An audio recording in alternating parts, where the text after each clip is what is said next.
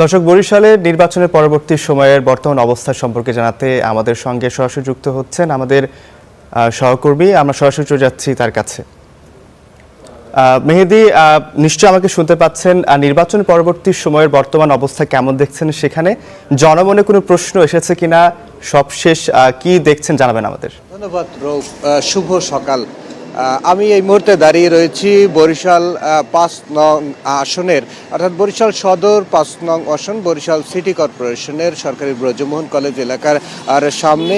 বরিশালে নির্বাচন পরবর্তী সময় আসলে শান্ত পরিস্থিতি বিরাজ করছে। আমরা যেমনটি দেখেছি বিভিন্ন অঞ্চলে, যেহেতু এখানে ৬টি আসন রয়েছে, এই ৬টি আসনের মধ্যে সবগুলো আসনেই বিএনপি জয়লাভ করেছে। এবং যদি বরিশাল বিভাগের চিত্র আপনাকে একটু জানাই, যে বরিশাল বিভাগে মোট ২১টি আসনের মধ্যে ১৬টি আসনেই সরাসরিভাবে বিএনপি জয়লাভ করেছে এবং ২টি আসন তাদের সমর্থিত প্রার্থীরা জয়লাভ করেছে।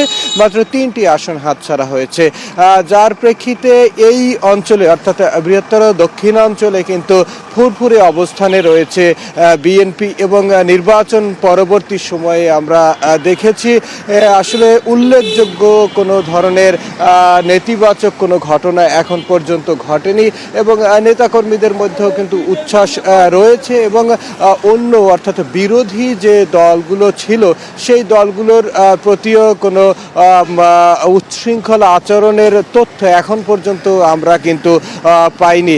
আমি যদি নির্বাচন পরবর্তী একটু চিত্রটি বলি, যে বরিশালের সবগুলো আসনেই কিন্তু এখন পর্যন্ত আচরণবিধি লঙ্ঘন করে ব্যানার, পোস্টার, ব্যানার, ফেস্টুন এখনও কিন্তু রয়েছে। যদিও বরিশাল ৫ আসন অর্থাৎ বরিশাল সিটি এলাকায় তুলনামূলক ওই অর্থে নেই। আমরা দেখেছি গতকালকে কিছু কিছু এলাকার ব্যানার, ফেস্টুন অপসারণ করা হয়েছে। এছাড়া অন্য যে এলাকাগুলো রয়েছে সেই এলাকায় কিন্তু আমরা দেখেছি ব্যানার, ফেস্টুন রয়েছে। এছাড়া সাধারণ মানুষের মাঝে এই নির্বাচন নিয়ে কিন্তু নানান কৌতূহল ছিল।